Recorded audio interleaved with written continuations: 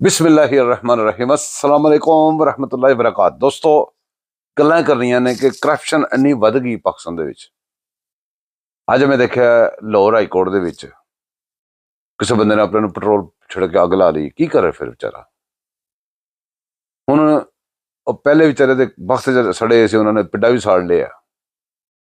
ਬਸ ਕੋਈ ਦੁਖੀ ਦਾਸਤਾਨ ਹੀ ਬਣ ਗਈ ਸਾਡਾ ਮੁਲਕ। ਔਰ ਕਰਪਸ਼ਨ ਐਸੀ ਚੀਜ਼ ਹੈ ਕਿ ਜਿਸ ਤਰ੍ਹਾਂ ਪਾਣੀ ਦੇ ਦੋ ਕਤਰੇ ਹੋਣ ਨਾ, ਪਾਣੀ ਦੇ ਦੋ ਕਤਰੇ, ਉਹਨੂੰ ਤੁਸੀਂ ਇੰਜ ਕਰਕੇ ਜਾਂ ਆਪਣੇ ਆਪ ਚੱਲ ਕੇ ਜਾਂ ਕਿਸੇ ਢਲਾਨ ਦੀ ਵਜ੍ਹਾ ਤੋਂ ਇੱਕ ਦੂਸਰੇ ਕੋਲ, ਉਹ ਜਦੋਂ ਨਜ਼ਦੀਕ ਆਉਂਦੇ ਨੇ ਇੱਕਦਮ ਜੱਫੀ ਪਾ ਲੈਂਦੇ ਨੇ, ਇੱਕ ਹੋ ਜਾਂਦੇ ਨੇ। ਤੇ ਮੁਲਕ ਸਾਡਾ ਸਾਰਾ ਹੀ ਕਰਪਟ ਹੋ ਗਿਆ। ਤੇ ਜਦੋਂ ਦੋ ਕਤਰੇ ਮਿਲਦੇ ਨੇ, ਦੋ ਕਰਪਟ ਮਿਲਦੇ ਨੇ, ਉਹ ਇੱਕ ਬਣ ਜਾਂਦਾ ਹੈ। ਫਿਰ ਚਾਰ ਕਰਪਟ ਹੋਰ ਮਿਲਦੇ ਨੇ, ਫਿਰ ਉਹ ਇੱਕ ਬਣ ਜਾਂਦਾ, ਇੱਕ ਹੋ ਜਾਂਦੇ ਨੇ। ਤੇ ਕਰਪਟ ਸਾਰੇ ਇੱਕੋ ਹੀ ਹੋ ਜਾਂਦੇ ਨੇ, ਤੇ ਬਾਕੀ ਲੋਕ ਉਹ ਇਕੱਲੇ ਰਹਿ ਜਾਂਦੇ ਨੇ। ਇਹਨਾਂ ਦਾ ਇਲਾਜ ਪਤਾ ਕੀ ਹੈ? ਇਹਨਾਂ ਦਾ ਇਲਾਜ 7-7-49।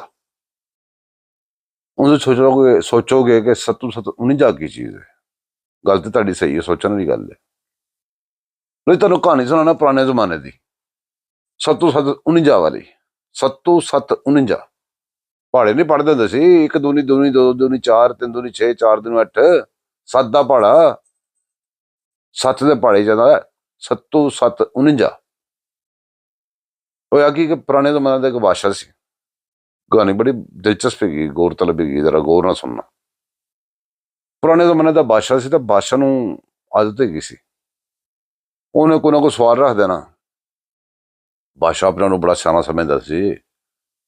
ਉਹਨੇ ਕੋਈ ਨਾ ਕੋਈ ਸਵਾਲ ਰੱਖ ਦੇਣਾ ਕਿ ਵੀ ਇਸ ਸਵਾਲ ਦਾ ਜਵਾਬ ਜਿਹੜਾ ਦੇਗਾ ਉਹਨੂੰ ਮੂੰਹ ਮੰਗਾ ਇਨਾਮ ਦਿਆਗਾ।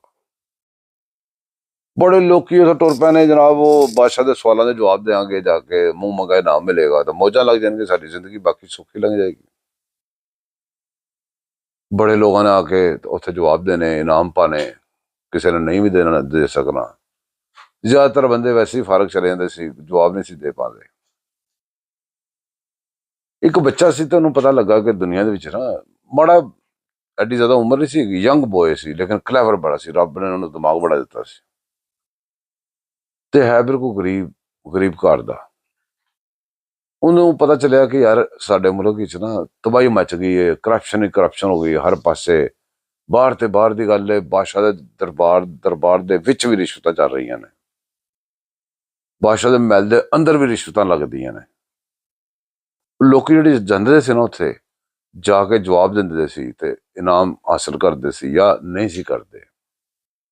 ਉਹ ਆ ਕੇ ਬਾਹਰ ਦੱਸਦੇ ਸੀ ਕਿ ਯਾਰ ਦਰਬਾਰ ਤੇ ਜਾਣ ਵਾਸਤੇ, ਬਾਦਸ਼ਾਹ ਨੂੰ ਮਿਲਣ ਵਾਸਤੇ ਵੀ ਪੈਸੇ ਦੇਣੇ ਪੈਂਦੇ ਨੇ। ਇਹ ਜਿਹੜੇ ਅੱਜ ਕੱਲ੍ਹ ਬਾਦਸ਼ਾਹ ਬਣੇ ਫਿਰਦੇ ਨੇ, ਜ਼ਰਦਾਰੀ ਲਾ ਲਓ, ਨਵਾਜ਼ ਸ਼ਰੀਫ ਲਾ ਲਓ, ਇਹ ਆਪਣਾ ਕੀ ਉਹਦਾ ਨਾਮ ਹੈ, ਮਰੀਮ ਨਵਾਜ਼ ਲਾ ਲਓ, ਇਹ ਵੀ ਬਾਦਸ਼ਾਹ ਨੂੰ ਨਾ ਵਕਤ ਦੇ। ਯਕੀਨ ਕਰੋ ਇਹਨਾਂ ਦੇ ਚੇਲਿਆਂ ਨੂੰ ਮਿਲਣ ਵਾਸਤੇ ਵੀ ਅੱਜ ਕੱਲ੍ਹ ਪੈਸੇ ਲੱਗਦੇ ਜੇ, ਨਹੀਂ ਤਾਂ ਮੈਨੂੰ ਮਿਲ ਕੇ ਵਿਖਾ ਦਿਓ। ਇਹਨਾਂ ਨੂੰ ਜਿਹੜੇ ਲੋਕ ਜਾ ਕੇ ਮਿਲਦੇ ਨੇ, ਉਹ ਐਵੇਂ ਨਹੀਂ ਮਿਲ ਕੇ ਆਉਂਦਾ ਜੇ, ਉਹ ਬੜਾ ਖਰਚਾ ਕਰਕੇ ਆਉਂਦਾ ਜੇ। ਤੇ ਵਰਨਾ ਤੇ ਨਾਮੁਮਕਿਨ ਗੱਲ ਹੈ, ਵਰਨਾ ਤਾਂ ਕੋਈ ਬੰਦਾ ਮਿਲ ਹੀ ਨਹੀਂ ਸਕਦਾ। ਲੋ, ਜਿਹਨੂੰ ਇਹ ਬੱਚੇ ਨੂੰ ਪਤਾ ਲੱਗਾ, ਤੇ ਬੱਚਾ ਬੜਾ ਕਲੈਵਰ ਸੀ, ਉਹਨੇ ਕਿਹਾ ਯਾਰ ਮੈਂ ਨਾ ਇਹਨਾਂ ਦਾ ਬੰਦੋਬਸਤ ਕਰ ਲਵਾਂ।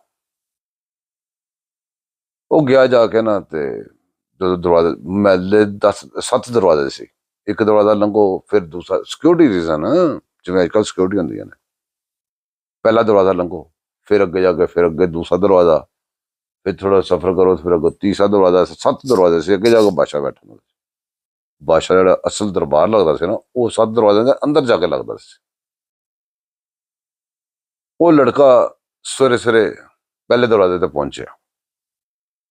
ਪਹੁੰਚ ਕੇ ਤੇ ਉਹਨੇ ਕਿਹਾ ਯਾਰ ਮੈਂ ਬਾਦਸ਼ਾਹ ਨੂੰ ਮਿਲਣਾ ਹੈ, ਬਾਦਸ਼ਾਹ ਦੇ ਸਵਾਲਾਂ ਦੇ ਜਵਾਬ ਦੇਣੇ ਨੇ। ਮੈਂ ਕਿਹਾ ਚੱਲ ਸਵਾਲਾਂ ਦੇ ਜਵਾਬ ਦੇਣੇ ਨੇ, ਕਿੱਥੋਂ ਆ ਗਿਆ ਉੱਠ ਕੇ। ਉਹਨੇ ਕਿਹਾ ਯਾਰ ਜਾਣ ਦੇ, ਤੁਹਾਡੀ ਮਿਹਰਬਾਨੀ ਹੈ। ਉਹਨੇ ਕਿਹਾ ਨਾ, ਸਾਨੂੰ ਲਾ ਕੇ ਲਾਉਣਾ, ਗੱਲ ਕਰ, ਤੈਨੂੰ ਅੰਦਰ ਤੋੜ ਦਿੰਦੇ ਆ, ਸਾਨੂੰ ਇਹ ਦਰਵਾਜ਼ੇ 'ਚ ਸਾਡੀ ਜ਼ਿੰਮੇਵਾਰੀ, ਜਿੱਥੇ ਅਸੀਂ ਬੈਠੇ ਆ, ਅੱਗੋਂ ਤੋਂ ਆਪੇ ਕਰ ਲਈ ਗੱਲ। ਉਹ ਬੱਚਾ ਬੜਾ ਤੇਜ਼ ਸੀ, ਉਹਨੇ ਕਿਹਾ ਗੱਲ ਇਸ ਤਰ੍ਹਾਂ ਹੈਗੀ ਕਿ ਮੈਂ ਤੁਹਾਨੂੰ ਯਕੀਨ ਰੱਖੋ ਕਿ ਮੈਂ ਇਨਾਮ ਜਿੱਤ ਜਾਵਾਂਗਾ, ਤੇ ਦੇਖੋ ਮੈਂ ਅਗਰ ਇਨਾਮ ਜਿੱਤ ਜਾਣਾ ਤੇ ਜਿੱਤ ਕੇ ਆਵਾਂਗਾ, ਜੋ ਮੈਨੂੰ ਹਿੱਸਾ ਮਿਲੇਗਾ ਨਾ, 7ਵਾਂ ਹਿੱਸਾ ਤਾਂ ਤੁਹਾਡਾ, ਤੇ ਤੁਹਾਨੂੰ ਦੇਣ ਤੋਂ ਬਗੈਰ ਮੈਂ ਬਾਹਰ ਜਾ ਹੀ ਨਹੀਂ ਸਕਦਾ, ਤੁਹਾਡੇ ਕੋਲ ਲੰਘ ਕੇ ਜਾਣਾ ਮੈਂ। ਜੋ ਇਨਾਮ ਮਿਲੇਗਾ, ਕਿਲੋ ਚੀਜ਼ ਮਿਲੀ ਹੈ, ਉਹਦਾ 7ਵਾਂ ਹਿੱਸਾ ਤੁਹਾਨੂੰ ਦੇ ਕੇ ਮੈਂ ਜਾਵਾਂਗਾ, ਵਰਨਾ ਨਹੀਂ ਜਾਵਾਂਗਾ। ਤੇ ਇਨਾਮ ਮੈਂ ਵੱਡਾ ਸਾਰਾ ਮੰਗਾਂਗਾ। ਤੇ ਉਹਨਾਂ ਕਹਾ ਨਾ ਜਿੱਤਿਆ ਤੇ ਉਹਨੇ ਕਹਾ ਫਿਰ ਜੂਆ ਤੁਸੀਂ ਵੀ ਖੇਡੋ, ਮੈਂ ਵੀ ਖੇਡ ਰਿਹਾ, ਮੈਂ ਵੀ ਤਾਂ ਰਿਸਕ ਲੈ ਕੇ ਜਾ ਰਿਹਾ ਨਾ। ਐਸੇ ਉਮੀਦ ਹੈ ਕਿ ਜਿੱਤਾਂਗਾ, ਤੁਸੀਂ ਵੀ ਐਸੀ ਉਮੀਦ ਤਾਂ ਮੈਨੂੰ ਭੇਜ ਦਿਓ ਕਿ ਮੈਂ ਜਿੱਤ ਜਾਵਾਂਗਾ। ਅਗਰ ਮੈਂ ਜਿੱਤ ਗਿਆ ਫਿਰ ਤੁਹਾਨੂੰ ਮਿਲੇਗਾ ਨਾ, ਨਾ ਮਿਲਿਆ ਤੇ ਮੈਂ ਤੁਹਾਨੂੰ ਕੀ ਫਰਕ ਪੈਂਦਾ, ਮੈਂ ਇੱਧਰੋਂ ਲੰਘ ਗਿਆ ਉੱਧਰੋਂ ਲੰਘ ਜਾਵਾਂਗਾ। ਉਹਨਾਂ ਕਿਹਾ ਗੱਲ ਤਾਂ ਠੀਕ ਕਹਿ ਰਿਹਾ। ਉਹਨਾਂ ਕਹਾ ਵਾਦਾ ਜੀ ਜਾ। ਉਹ ਦੂਸਰੇ ਦਰਵਾਜ਼ੇ ਤੇ ਗਿਆ, ਉਹਨੇ ਥੋੜੀ ਆਸਾਨੀ ਪੈਦਾ ਹੋ ਗਈ ਸੀ।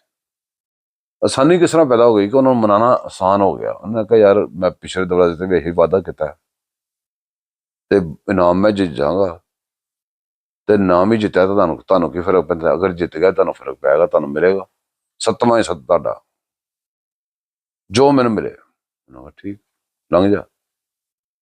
ਹਰ ਦਰਵਾਜ਼ੇ ਤੋਂ ਲੰਘ ਕੇ ਅਗਲੇ ਬੰਦੇ ਨੂੰ ਇਹੀ ਵਾਅਦਾ ਕਰਦਾ ਸੀ ਤੇ ਨਾਲੇ ਉਹਨੂੰ ਪਿਛਲੇ ਦਾ ਵਾਲਾ ਦਿੰਦਾ ਸੀ ਤਾਂ ਕਿ ਆਸਾਨੀ ਨਾਲ ਮੰਨ ਜਾਣ। ਕਰਦੇ ਕਰਦੇ ਉਹ ਬਾਦਸ਼ਾਹ ਦੇ ਦਰਬਾਰ ਦੇ ਜਾ ਪਹੁੰਚਿਆ ਜੀ ਮੁੰਡਾ। ਬਾਦਸ਼ਾਹ ਨੇ ਦੇਖਿਆ ਇੱਥੇ ਬੜੇ ਬੜੇ ਸਿਆਣੇ ਬੰਦੇ ਆ ਕੇ ਮੈਨੂੰ ਜਵਾਬ ਨਹੀਂ ਇੱਥੇ ਦੇ ਸਕੇ, ਤੇ ਇਹ ਬੱਚਾ ਕਿੱਧਰੋਂ ਆ ਗਿਆ। ਉਹਨੇ ਕਹਾ ਹਾਂ ਪੁੱਤਰ ਕਿੱਧਰ ਆਇਆ। ਉਹਨੇ ਕਹਾ ਬਾਦਸ਼ਾਹ ਸਲਾਮਤ ਤੁਹਾਡੇ ਸਵਾਲਾਂ ਦੇ ਜਵਾਬ ਦੇਣਾ। ਉਹਨੇ ਕਹਾ ਤੂੰ ਜਵਾਬ ਦੇਣਾ। ਉਹਨੇ ਕਹਾ ਤੁਸੀਂ ਪੁੱਛੋ ਸਹੀ। ਕਹਿੰਦਾ ਵਾਕਈ? ਕਹਿੰਦਾ ਹਾਂਜੀ ਪੁੱਛੋ। ਉਹਨੇ ਜਨਾਬ ਬਾਦਸ਼ਾਹ ਸਲਾਮਤ ਨੇ ਸਵਾਲ ਪਾਇਆ। ਬਾਦਸ਼ਾਹ ਦਾ ਸਵਾਲ ਪੂਰਾ ਨਹੀਂ ਸੀ ਹੁੰਦਾ, ਮੁੰਡਾ ਜਵਾਬ ਦੇ ਦਿੰਦਾ ਸੀ। ਬਾਦਸ਼ਾਹ ਬੜਾ ਮੁਤਾਸਰ ਹੋਇਆ। ਉਹਨੇ ਕਹਾ ਬੜੀ ਗੱਲ ਹੈ ਯਾਰ, ਕਮਾਲ ਨਹੀਂ ਕਰੀ ਜਾ ਰਿਹਾ ਮੁੰਡਾ। ਸਵਾਲ ਪੁੱਛੀ ਗਿਆ, ਜਵਾਬ ਦਿੰਦਾ ਰਿਹਾ ਬਾਦਸ਼ਾਹ ਨੂੰ ਕਟਕ ਕਟਕ ਜਵਾਬ ਦਿੰਦਾ ਰਿਹਾ। ਲੋ ਜੀ ਬਾਦਸ਼ਾਹ ਖੁਸ਼ ਹੋ ਗਿਆ। ਉਹਨੇ ਕਹਾ ਜੀ ਇਹਨੇ ਸਾਰੇ ਜਵਾਬ ਸਹੀ ਦੇ ਰਹੇ। ਮਹਿਲੇ ਤਾਲੀਆਂ ਵੱਜ ਗਈਆਂ ਬੜੀਆਂ ਜ਼ਬਰਦਸਤ। ਲੋਕਾਂ ਨੇ ਤਾਲੀਆਂ ਮਾਰੀਆਂ, ਮੁੰਡੇ ਨੂੰ ਮੋਢੇ ਚੁੱਕ ਲਿਆ। ਉਹਨੇ ਕਹਾ ਬਾਦਸ਼ਾਹ ਨੂੰ ਕਿਹਾ ਕਿ ਹਾਂ ਵੀ, ਬਾਦਸ਼ਾਹ ਕਹਿੰਦਾ ਮੁੰਡੇ ਨੂੰ ਕਿ ਮੰਗ ਕੀ ਮੰਗਣਾ। ਉਹਨੇ ਕਹਾ ਜੀ ਵੇਖ ਲਓ ਬਾਦਸ਼ਾਹ ਸਾਹਮਣੇ ਵਾਅਦਾ ਕੀਤਾ ਤੁਸੀਂ, ਮੁੱਕਰਨਾ ਨਹੀਂ। ਉਹਨੇ ਕਹਿੰਦਾ ਨਹੀਂ ਮੁੱਕਰਾਂਗਾ ਮੈਂ ਬਾਦਸ਼ਾਹ, ਮੈਂ ਮੁੱਕਰਨ ਲੱਗਾ। ਉਹਨੇ ਕਹਾ ਪੱਕੀ ਗੱਲ ਹੈ? ਸਾਰਾ ਦਰਬਾਰ ਸੁਣਦਾ ਪਿਆ ਨਾ, ਕਹਾ ਸੁਣ ਰਿਹਾ। ਠੀਕ ਹੈ ਮੰਗ। ਉਹਨੇ ਕਹਾ ਜੀ ਮੈਨੂੰ 50 ਕੋੜੇ ਮਾਰੋ, 50 ਕੋੜੇ ਟਿਕ ਟਿਕੀ ਦੇ ਬਣ ਕੇ ਅਸਲੀ ਵਾਲੇ ਕੋੜੇ ਮਾਰੋ। ਬਾਦਸ਼ਾਹ ਹੈਰਾਨ ਪਰੇਸ਼ਾਨ, ਹੈਰਾਨਗੀ ਨਾਲ ਉਹਨੂੰ ਵੇਖਣ ਲੱਗ ਪਿਆ। ਬਾਦਸ਼ਾਹ ਕਹਿੰਦਾ ਇਹ ਕੀ ਗੱਲ ਤੂੰ ਮੰਗ ਲਈ ਯਾਰ? ਉਹਨੇ ਕਹਾ 50 ਕੋੜੇ ਤੂੰ ਇੱਕ ਨਹੀਂ ਖਾ ਸਕਦਾ, ਅੱਧਾ ਕੋੜਾ ਨਹੀਂ ਖਾ ਸਕਦਾ ਤੂੰ? ਉਹਨੇ ਕਹਾ ਜੀ ਰਹਿਮ ਵੀ ਨਹੀਂ ਕਰਨਾ, ਰਹੀ ਵੀ ਨਹੀਂ ਕਰਨੀ, ਤੇ ਜਿਸ ਤਰ੍ਹਾਂ ਜਲਾਦ ਅਸਲ ਜਲਾਦ ਬਣਾਉਣਾ ਹੈ, ਟਿਕ ਟਿਕੀ ਅਸਲ ਬਣਾਉਣੀ ਹੈ, ਤੇ ਅਸਲੀ ਕੋੜਾ ਮਾਰਨਾ, ਅਸਲੀ ਕੋੜੇ ਮਾਰਨੇ ਨੇ, ਤੇ ਮੈਂ ਮਰ ਵੀ ਜਾਵਾਂ ਬਾਕੀ ਕੋੜੇ ਮੇਰੇ ਉੱਤੇ ਵੱਜ ਜਾਣ, ਤੁਸੀਂ ਬਸ ਸ਼ੁਰੂ ਕਰੋ। ਬਾਦਸ਼ਾਹ ਨੇ ਕਹਾ ਪੁੱਤਰ ਤੂੰ ਨਾ ਇੰਜ ਕਰ, ਨਾਮ ਕੋ ਬਦਲ ਲੈ। ਉਹਨੇ ਕਹਾ ਬਾਦਸ਼ਾਹ ਸਲਾਮਤ ਤੁਸੀਂ ਬਾਦਸ਼ਾਹ ਹੋ ਕੇ ਆਪਣੀ ਜ਼ੁਬਾਨ ਤੋਂ ਮੁੱਕਰ ਰਹੇ ਜੇ, ਤੁਸੀਂ ਵਾਅਦਾ ਕੀਤਾ ਹੈ, ਤੁਹਾਨੂੰ ਇਹ ਕਰਨਾ ਪੈਣਾ। ਬਾਦਸ਼ਾਹ ਨੇ ਕਹਾ ਜੀ ਲਿਆਓ ਜੀ, ਫਿਰ ਬੁਲਾ ਲਓ ਜਲਾਦਾਂ ਨੂੰ, ਟਿਕ ਟਿਕ ਵੀ ਲੈ ਆਓ। ਲੇਕਿਨ ਆਖਿਰ ਤੱਕ ਬਾਦਸ਼ਾਹ ਨੂੰ ਕਹਿੰਦਾ ਰਿਹਾ ਕਿ ਯਾਰ ਮੁੰਡਿਆ ਮੁੜ ਜਾ, ਮੁੰਡਿਆ ਪੁੱਤਰ ਉਹ ਬੱਚਿਆ ਮੁੜ ਜਾ ਮੁੜ ਜਾ। ਉਹ ਵੀ ਕਹੇ ਮੈਂ ਖਾਣੇ ਨੇ। ਬੰਦ ਤੇ ਜੀ ਟਿਕ ਟਿਕੀ ਬਾਦਸ਼ਾਹ ਦੇ ਸਾਹਮਣੇ ਦਰਬਾਰ ਦੇ ਵਿੱਚ, ਮੁੰਡੇ ਨੂੰ ਬੰਦ ਦਾ ਟਿਕ ਟਿਕੀ ਤੇ। ਜਲਾਦ ਗਿਆ ਨੱਸ ਕੇ ਆਇਆ ਪਿੱਛੋਂ, ਆ ਕੇ ਨੇ ਮਾਰਿਆ ਕੋੜਾ, ਮੁੰਡੇ ਦੀ ਨਿਕਲੀ ਚਾਂਗਰ, ਹਾਏ ਮੈਂ ਮਰ ਗਿਆ। ਉਹ ਜੋ ਚਾਂਗਰ ਨਿਕਲੀ ਨਾ, ਹਾਏ ਮੈਂ ਮਰ ਗਿਆ, ਬਾਹਰ ਡਰਤੇ ਹੋਣੀ ਸੀ ਨਾ, ਉਹਨੂੰ ਇਨਸਾਨ ਸੀ ਉਹ। ਤਾਂ ਬਾਦਸ਼ਾਹ ਨੇ ਇਸ਼ਾਰਾ ਕੀਤਾ ਉਹਨੂੰ। ਮੁੰਡਾ ਕਹਿੰਦਾ ਮੈਨੂੰ ਖੋਲੋ। ਕਹਿੰਦਾ ਸ਼ੁਕਰ ਹੈ ਤੈਨੂੰ ਅਕਲ ਆ ਗਈ ਯਾਰ। ਕਹਿੰਦਾ ਨਹੀਂ ਨਹੀਂ ਕੋੜੇ ਪੂਰੇ ਖਾਣੇ ਨੇ। ਤੇ ਕਹਿੰਦਾ ਫਿਰ ਖੋਲੋ ਕੋ ਕਰਨਾ ਪਿਆ। ਕਹਿੰਦਾ ਖੋਲੋ ਦੱਸਣਾ ਕਿ ਖੋਲੋ ਜਨੂੰ। ਉਹਨੂੰ ਰਸੇ ਰੁਸੇ ਖੋਲੇ। ਹਾਂਜੀ ਬਾਦਸ਼ਾਹ ਸਾਹਮਣੇ ਆਇਆ। ਉਹਨੇ ਕਹਾ ਬਾਦਸ਼ਾਹ ਸਲਾਮਤ 7 ਤੁਹਾਡੇ ਦਰਵਾਜ਼ੇ, 7 ਦੇ ਮੈਂ ਵਾਅਦਾ ਕੀਤਾ ਹੈ, 7ਵਾਂ ਹਿੱਸਾ ਤੁਹਾਨੂੰ ਦਿਆਂਗਾ।